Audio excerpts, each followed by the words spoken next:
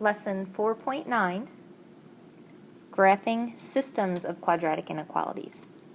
We're going to graph systems of quadratic inequalities like we would graph systems of linear inequalities.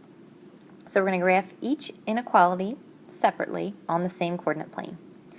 If we look at the first inequality, y is less than or equal to negative x squared plus 4, we need to find the vertex to start.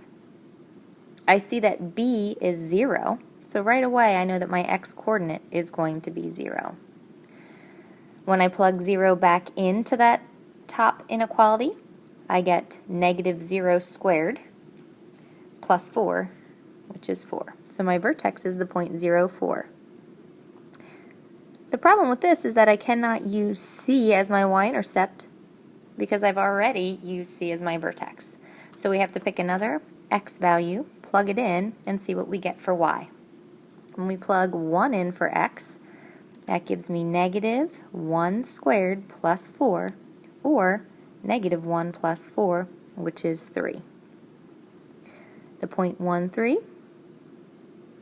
we can plot, and then also the point negative 1, 3 we will plot. It should be a solid parabola,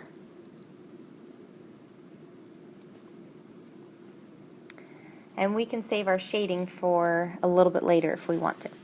Let's move on to the second inequality. Again, it's in standard form, so let's start by finding our vertex.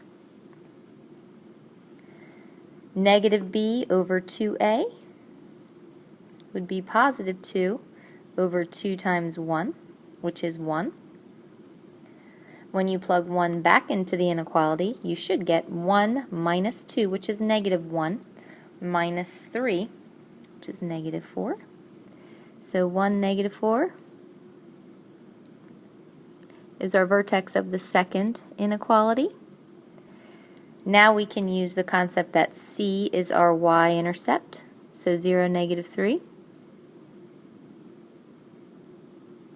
And over here. Again, we'll have a solid inequality. And now we can focus on shading. If we go back to our first inequality, we can pick the point 0, 0 to check for shading. When I plug 0, 0 in, I'll have 0 is less than or equal to negative 0 squared plus 4, which means 0 is less than or equal to 4, which is true. So I will be shading on the inside of the first parabola. Let's check the second parabola. I'm also going to pick the point 0, 0.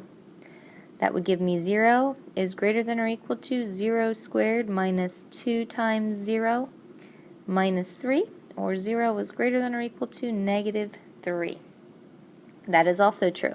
So I need to be shading the inside of both parabolas, which would be our double shaded region right in there.